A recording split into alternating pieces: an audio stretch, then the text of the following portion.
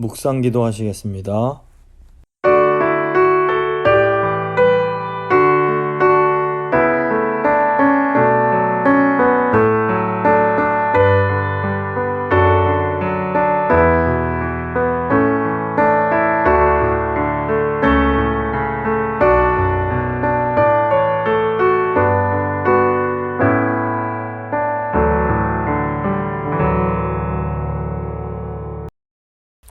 사도신경 고백합니다.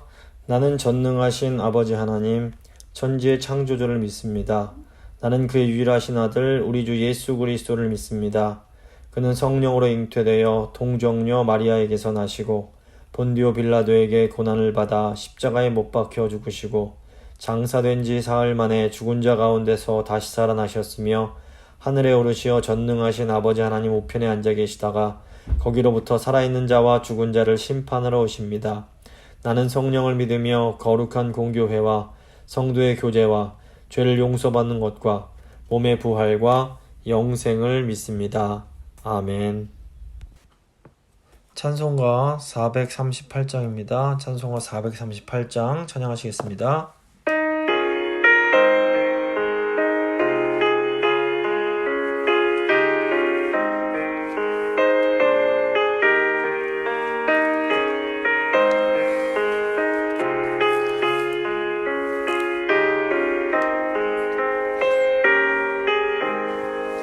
내 영혼이 은총입어 중한 죄진 걷고 보니 슬픔 많은 이 세상도 천국으로 가도다. 할렐루야 찬양하세. 내 모든 죄 사함받고 주 예수와 동행하니 그 어디나 하늘나라. 주의 얼굴 뵙기 전에 멀리 뵈던 하늘나라. 내 맘속에 이루어지 날로 날로 가깝도다. 할렐루야 찬양하세. 내 모든 죄 사함받고 주 예수와 동행하니 그 어디나 하늘나라. 높은 산이 거친들이 초막이나 궁궐이나 내 주 예수 모신 곳이 그 어디나 하늘나라. 할렐루야 찬양하세. 내 모든 죄 사함받고 주 예수와 동행하니 그 어디나 하늘나라.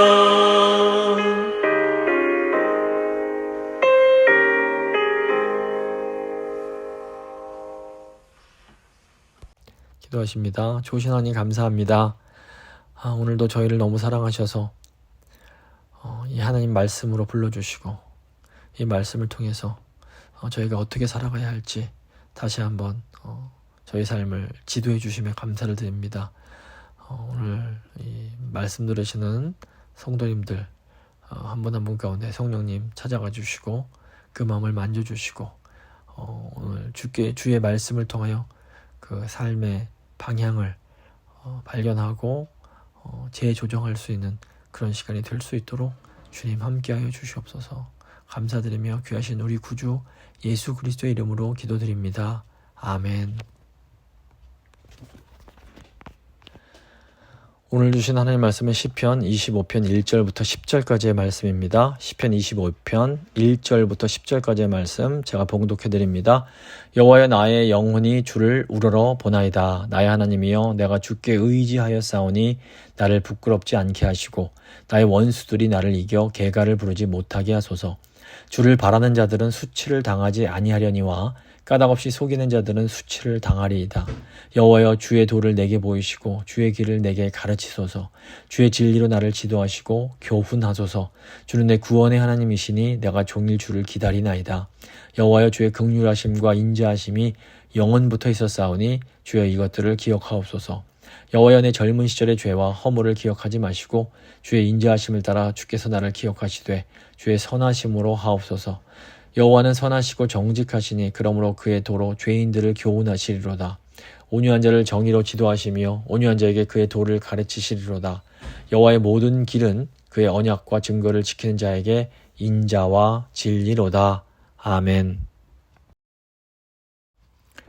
오늘은 시편 25편 1절부터 10절 말씀 함께 나누고 기도하도록 하겠습니다. 이 시편 25편은 개인 탄식시입니다. 그래서 개인의 어떤 심정을 하나님께 탄식하면서 쓴 시라고 할 수 있습니다. 다윗이 이 시편 25편을 썼다고 알려져 있고, 시편 25편의 또 다른 특징은 뭐냐면 알파벳 이합체 시라는 겁니다.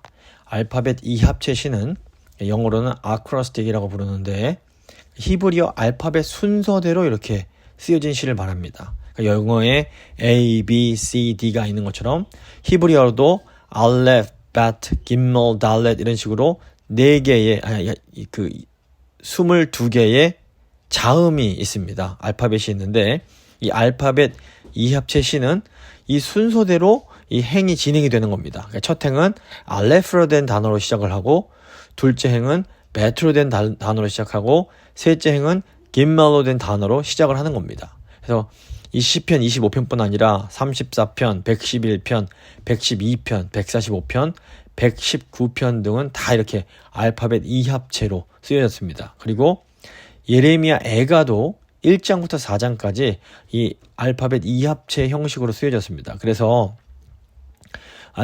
히브리 알파벳이 총 22개라서 예레미야 애가가 1장부터 4장까지는 전부 다 22절입니다. 그렇다면 왜 이렇게 알파벳 이합체에 시로 썼을까? 아마도 학자들은 가장 큰 이유가 암기하기가 좋기 때문일 거다 이렇게 말을 합니다. 예전에는 다 이렇게 책으로 기록된 것이 아니라 다 대부분 다 이렇게 암기를 했기 때문에 순서대로 하면 암기하기가 편했을 것이기 때문이다 이렇게 생각하고, 또 하나 어떤 의미가 있냐면 성경 보면 알파와 오메가라고 이제 처음부터 끝이다 이렇게 이제 말씀하는 게 많이 나오는데, 알파벳 처음부터 끝까지 다 이렇게 쓴다는 것은 완전하다라는 것을 강조할 수가 있는 겁니다. 그래서 이런 특징이 있다는 걸 아시면 좋고, 그 다음에 그럼 이 시가 언제 쓰여졌는가? 정확히 언제 쓰여졌는지 알 수는 없지만 다윗이 인생의 어떤 전환점을 맞았을 때 지은 시다라고 이제 생각이 됩니다. 나름 열심히 인생길을 달려왔는데 더 이상 갈 수 없는 막다른 골목을 만나게 된 겁니다. 이제 길을 수정해야 될 그런 시점에 다다르게 된 겁니다. 이때 다윗은 제가 하나님께로 돌아왔으니 말씀으로 자기의 길을 인도해달라 이렇게 기도를 하나님께 드리는 겁니다. 저희도 이렇게 살다 보면 열심히 살았음에도 더 이상 길이 보이지 않고 굉장히 모든 것이 막연해질 때가 있습니다. 부부관계라든가 또는 자녀와의 관계 또는 직장이나 비즈니스 상황 속에서 이 앞이 안 보인다 이런 순간이 오게 되는 겁니다. 이럴 때 우리에게는 지혜로운 스승의 충고가 필요합니다. 근데 우리의 진정한 선생은 누구일까요? 하나님께서 우리의 진정한 선생님이 되십니다. 하나님은 영원 전부터 계실 뿐 아니라 인생의 모든 길을 아시는 분이기 때문입니다. 그러므로 인생의 막다른 골목에 다다르면 믿음의 사람들은 하나님의 얼굴을 구해야만 하는 겁니다. 우리의 길은 세상 사람들의 길과는 다르고 또 우리의 길을 가장 잘 아시는 분이 하나님이시기 때문입니다. 오늘 말씀 보면 1절 보시면 여호와여 나의 영혼이 주를 우러러보나이다 이렇게 말씀합니다.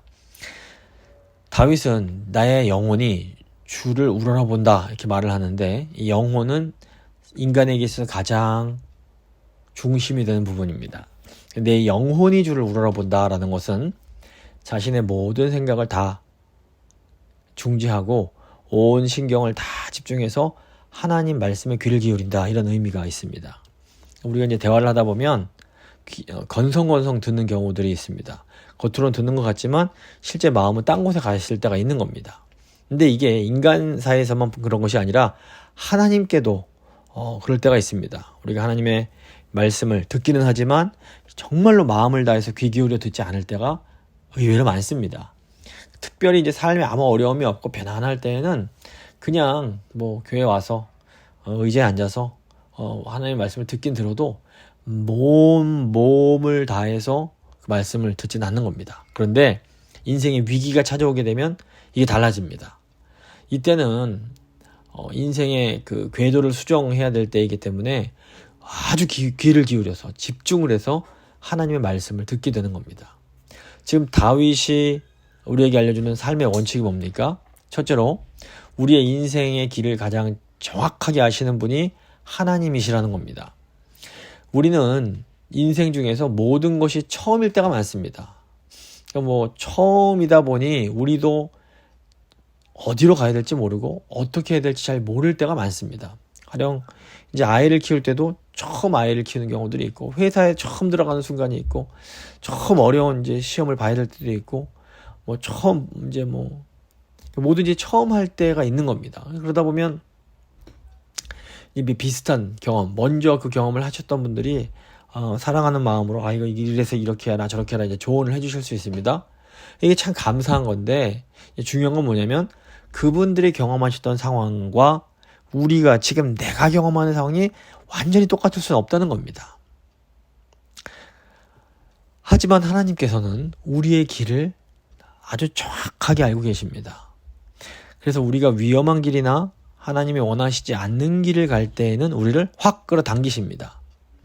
또 하나님은 우리가 너무 내 일에 집중해서 푹 빠져서 하나님을 이렇게 뒷전으로 하는 것을 원치 않으십니다. 그래서 우리가 꼭 잘못된 길을 가지 않더라도 우선순위가 뒤틀리면 하나님께서 우리를 확 잡아당기실 수가 있는 겁니다. 그래서 하나님은 우리를 잡아당기실 때에는 이때 우리는 하나님 말씀에 귀를 기울이면서 이거 하나님의 어떤 뜻이 있는 것 아닌가? 이걸 잘 살펴야 되는 겁니다. 주를 우러러 본다라는 것은 이런 어떤 순간에 하나님께 다시 귀를 기울이는 겁니다. 그러니까 주를 우러러 본다라는 것은 일종의 어떤 공백의 시간을 갖는 겁니다. 그러니까 아무것도 안 한다는 것이 아니라 어떤 한 단계에서 다음 단계로 넘어갈 때에 어떤 공백의 시간들이 필요합니다. 그래서 어려움의 시간에는 우리가 아주 복잡한 어떤 인간적 계획에서 좀 빠져나와서 조용하게 다 내려놓고 하나님 앞에서 자기를 살필 수 있는 이런 묵상의 시간이 필요합니다. 그래서 지혜로운 성도는 개인의 그런 생활에서 이렇게 홀로 묵상하는 시간을 가지려고 애를 쓰는 겁니다. 숲속이나 아니면 뭐 이렇게 공원을 산책하거나 조용한 골방을 찾아가서 사람들과 만나는 그런 일들을 떠나서 하나님 앞에서 자신의 모습을 조용히 생각해 보는 시간을 갖는 겁니다. 이런 시간들이 하나님 백성들에게는 반드시 필요합니다. 2절 보시면 나의 하나님이여 내가 주께 의지하였사오니 나를 부끄럽지 않게 하시고 나의 원수들이 나를 이겨 개가를 부르지 못하게 하소서. 지금 다윗 인생에 중요한 위기가 찾아왔습니다. 열심히 달려왔던 길이 막히는 겁니다. 여기서 실패하면 원수들 앞에서 큰 망신과 업신여김을 이제 당하게 될 수 있습니다. 또 이 자신의 실패가 회방거리가 돼서 하나님의 이름까지 욕을 얻어 먹게 될 수 있는 그런 상황인 겁니다. 근데 이제 이때 이런 위기의 상황에서 미련한 사람들은 이게 바른 길이 아닌 것 같다는 느낌이 와도 궤도를 수정하지 않고 고집스럽게 끝까지 밀고 나갑니다. 그리고 결국에는 이제 자포자기의 상태까지 가게 되는 겁니다. 정말 끝까지 가는 겁니다. 하지만 다윗은 영적인 감각이 있는 사람이었습니다. 그래서 다윗은 이거 뭔가 문제가 있다 싶을 때는 과감하게 궤도를 수정합니다. 주위에서는 뭐 변덕스럽다 이렇게 비난할 수 있습니다. 하지만 이게 아닌 길이 분명할 때는 중간에 자기 생각을 바꿔서 노선을 수정할 수 있는 것, 이것이 지혜로운 일입니다. 이게 무리다, 이게 아니다라는 것을 알면서도 사람들의 기대와 인기를 떨쳐버리지 못해서 또 자기가 했던 말, 이런 자존심을 버리지 못해서 궤도를 바꾸지 못하는 사람들이 있습니다. 근데 결국에는 이렇게 다 하다 보면 죄에 빠지거나 병으로 쓰러지게 됩니다. 그러면 사람들은 결국 그 사람을 헌신짝처럼 버리게 됩니다. 뭐 자기 관리를 못했다느니, 뭐 영성이 떨어졌다느니 하면서 비난도 합니다.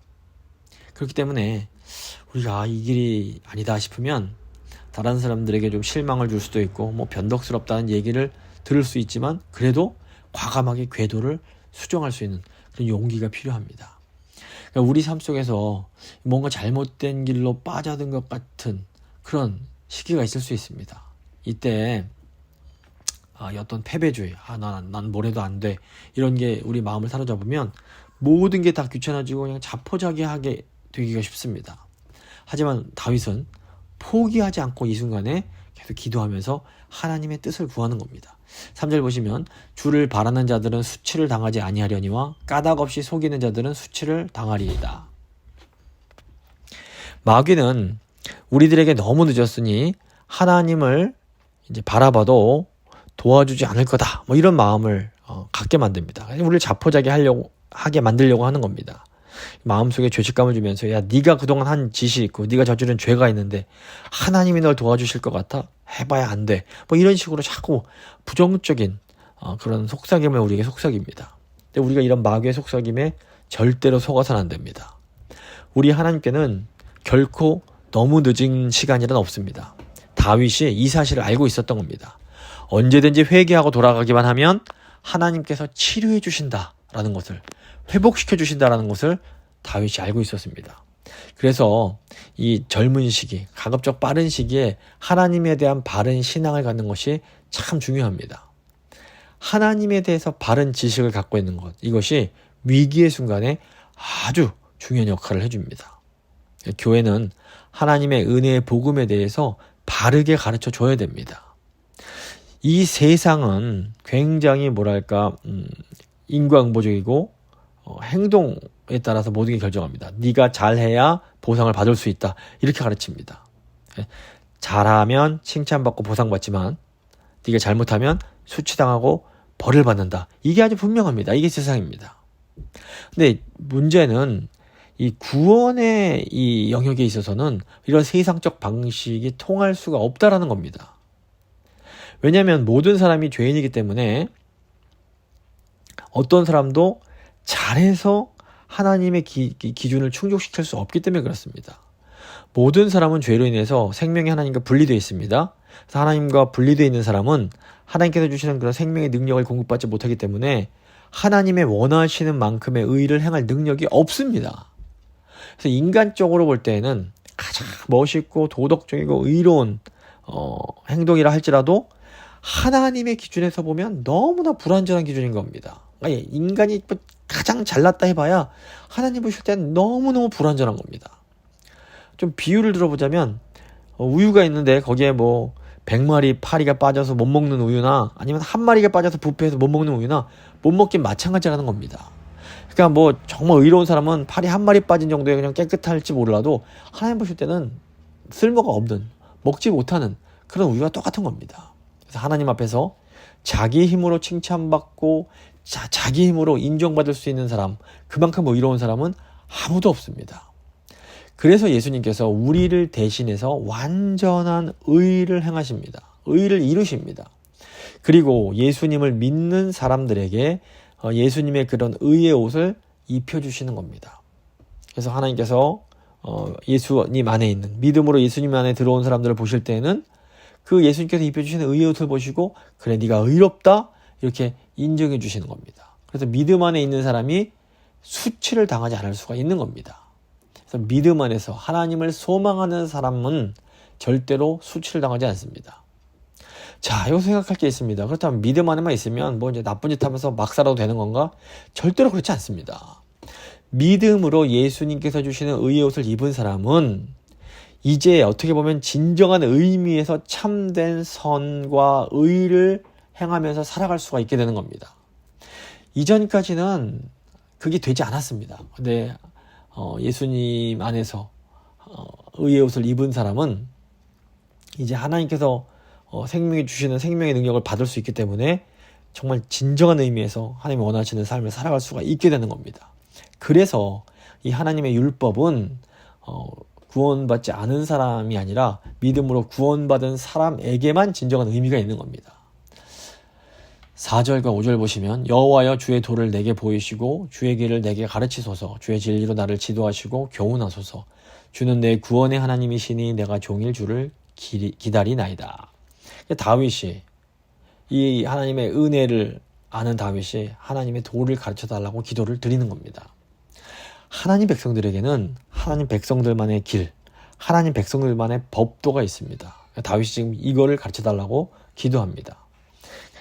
이 아브라함을 보시면 하나님께 부름받기 전에는 이 갈대아 우르에서 어떻게 보면 안정된 생활을 하고 있었습니다.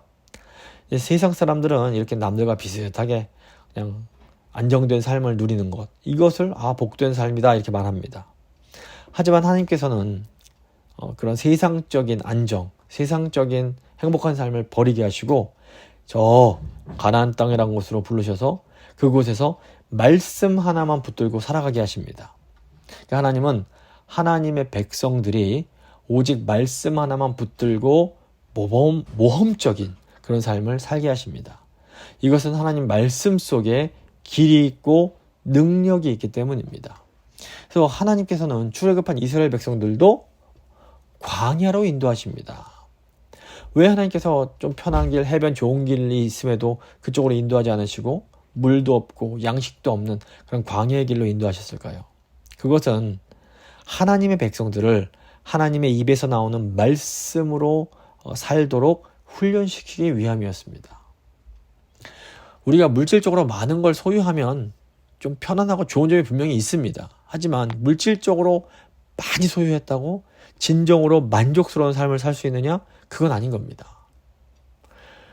물질이 풍성하다고 해서 우리의 영혼까지 풍성한 삶을 살 수 있는 것은 아니라는 겁니다.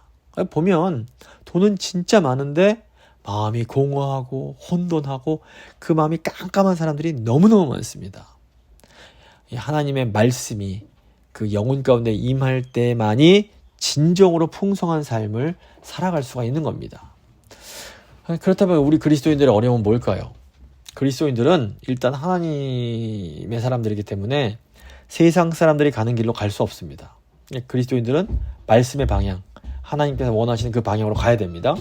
그런데 말씀을 모르니까 엉뚱한 곳에 우리의 정열과 마음을 쏟게 됩니다.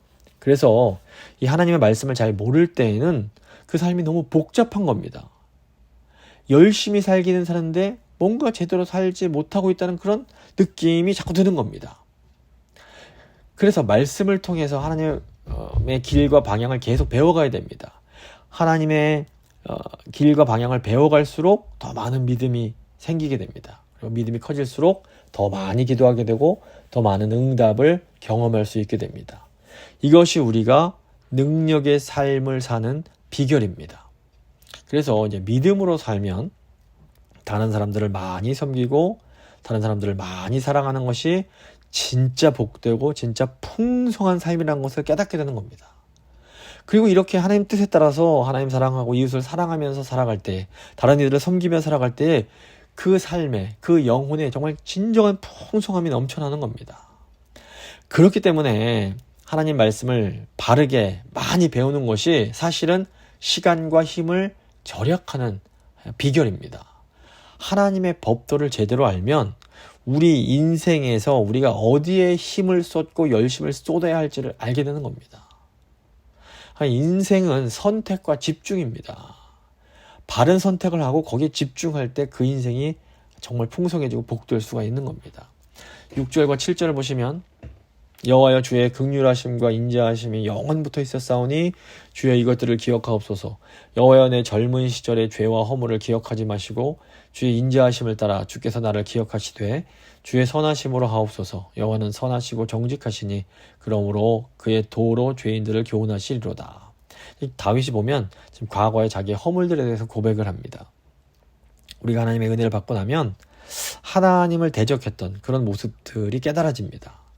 다 은혜를 받고 나면 죄의 길이 무엇인지가 보이고 하나님 앞에 내가 얼마나 추하게 아름답지 못하게 살았는지를 보게 되는 겁니다. 그런데 이제 신앙이 연약할 때에는 이런 과거의 모습에 대해서 어떤 잘못된 두려움에 사로잡힙니다.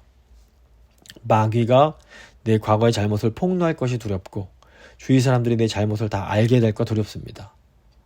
이런 자꾸 두려움들이 우리 마음 가운데 찾아오게 되는 겁니다. 하지만 하나님의 이제 사람들은 믿음으로 이런 의심과 두려움을 떨쳐내 버려야 됩니다. 로마서 8장 1절 보시면 이제 그리스도 안에 있는 자들에게는 결코 정죄함이 없나니. 우리가 이 말씀을 마음에 새겨야 됩니다. 우리가 믿음으로 어떤 마귀가 주는 이런 불신앙적인 두려움을 과감히 물리쳐야 됩니다.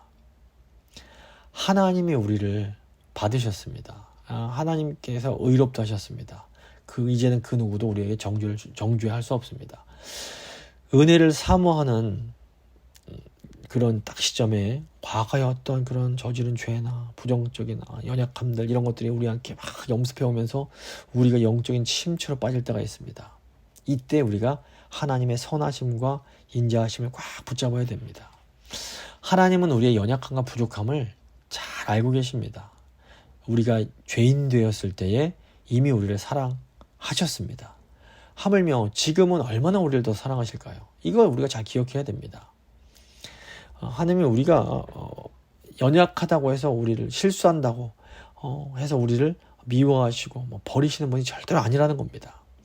물론 하나님은 우리가 죄로부터 자유해지기 원하십니다. 하지만 우리가 연약해서 죄를 짓는다고 이제 너는 내가 죄 지었으니까 너는 안 된다, 밉다, 싫다, 벌 받아라 이런 분이 아니시라는 겁니다. 정말 중요한 건 뭐냐면 우리 힘으로는 이 죄의 강력한 힘을 이길 수가 없다는 겁니다. 그래서 우리는 죄를 지으면 지을수록 어떻게 해야 됩니까? 더 열심히 하나님의 은혜 보호자 앞에 나아가야 되는 겁니다. 계속 죄를 지어도 또 뻔뻔스럽게 주님 앞으로 나아가는 겁니다. 오직 하나님의 사랑과 은혜만이 우리가 죄를 이길 수 있는 그런 힘이 됩니다. 예수님께서 우리의 모든 죄를 다 담당해 주셨습니다. 이 믿음으로 우리가 하나님 앞에 나아가고 또 다시 나아가야 됩니다. 그러다 보면 우리가 점점 죄로부터 멀어지게 됩니다.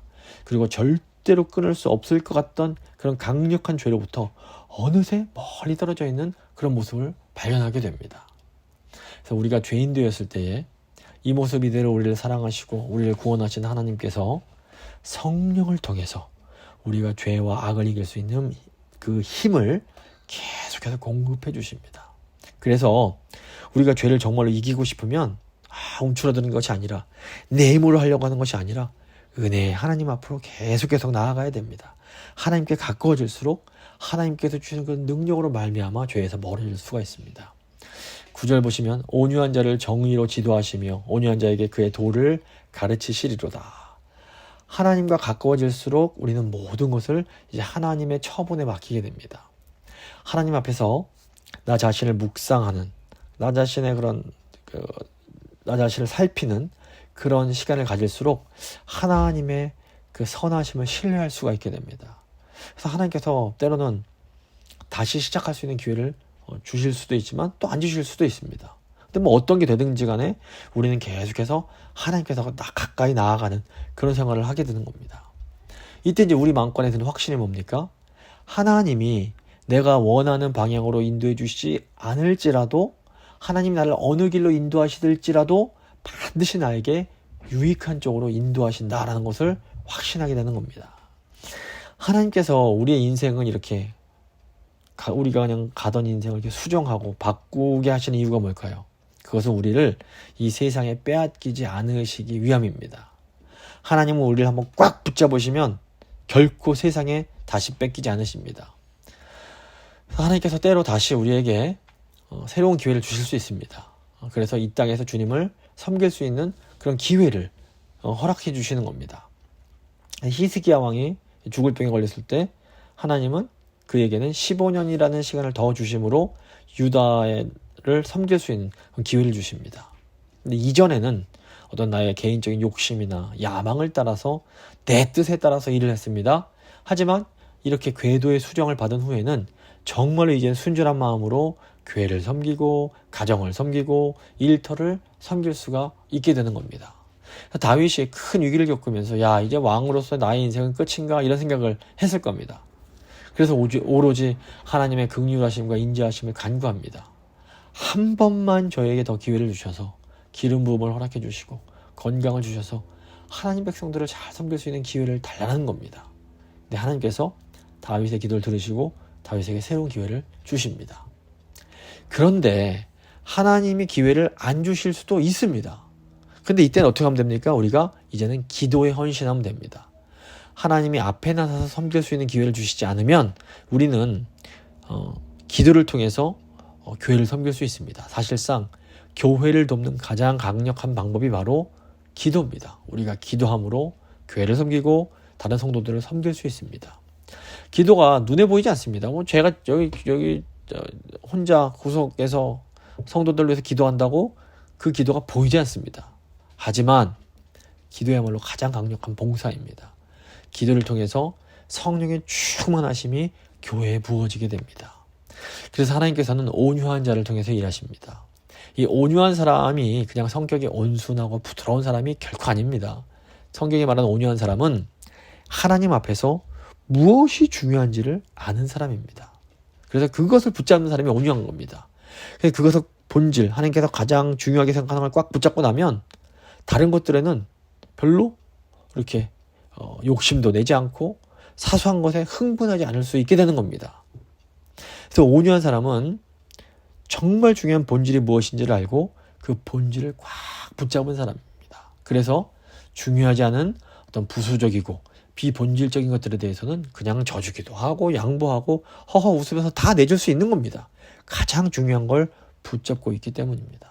내 힘으로 착해지려고 하면 절대 착해질 수 없습니다. 우리가 본질, 가장 중요한 걸 붙잡아야 됩니다.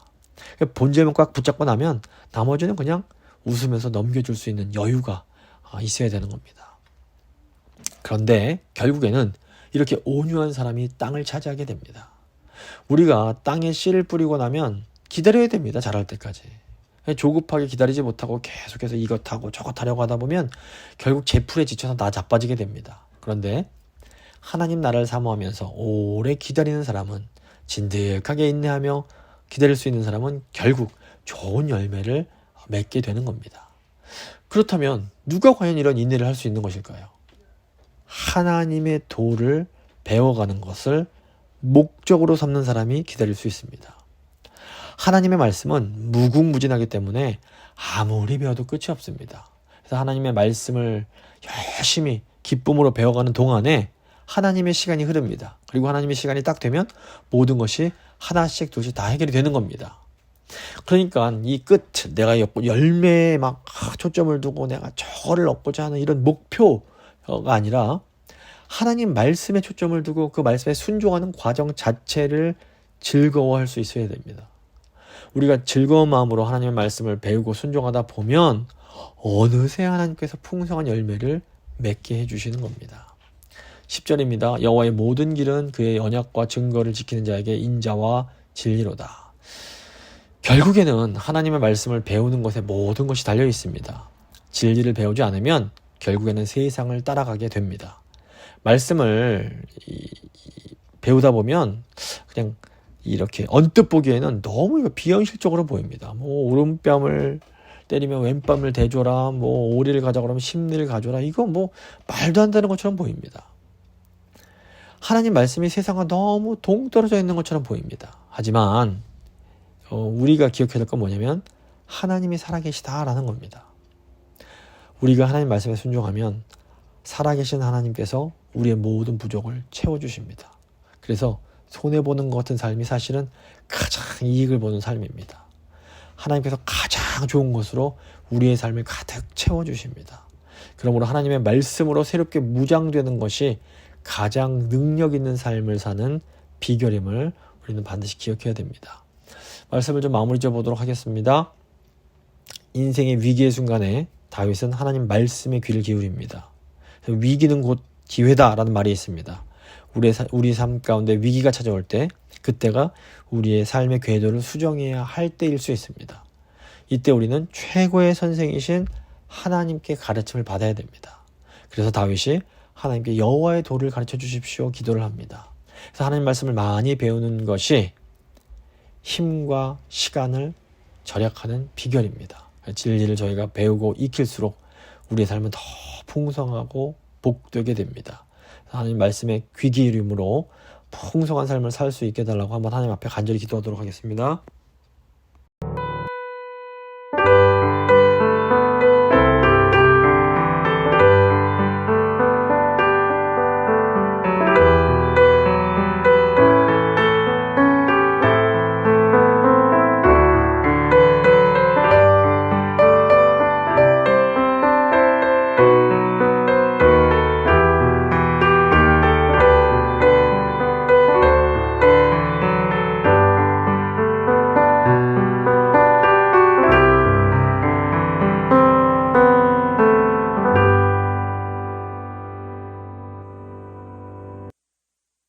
살아계신 하나님, 오늘 말씀 통해서 정말 하나님의 말씀을 붙잡는 것이 저희 삶의 가장 복되고 풍성한 삶의 비결이라는 것을 다시 한번 깨닫게 하시니 감사를 드립니다.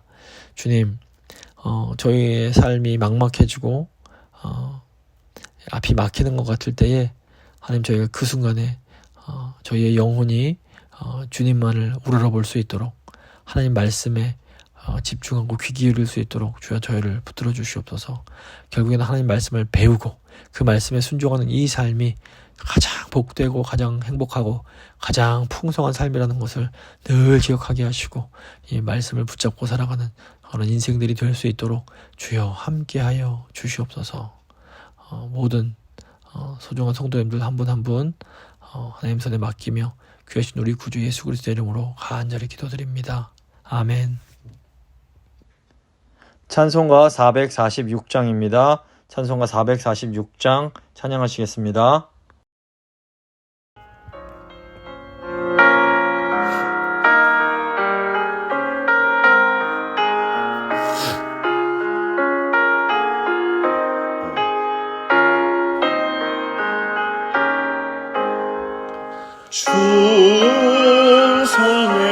충성에는 참 기쁨 없도다.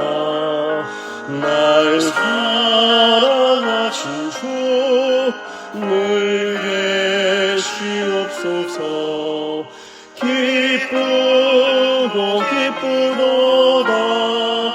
항상 기쁘도다. 나 주께 왔사오니 복 주옵소서. 나 주께 왔으니 복 주시옵소서. 주 함께 계시면 큰 시험이 기네. 기쁘고 기쁘도다. 항상 기쁘도다. 나 주께 왔사오니 복 주옵소서. 주 떠나가시면 내 생명 헛되네. 기쁘나 슬플 때 늘 계시옵소서. 기쁘고 기쁘도다. 항상 기쁘도다. 나 주께 왔사오니 복 주옵소서. 그 귀한 언약을 이루어 주시고 주 명령 따를 때 늘 계시옵소서. 기쁘고 기쁘도다. 항상 기쁘도다. 나 주께 왔사오니 복 주옵소서.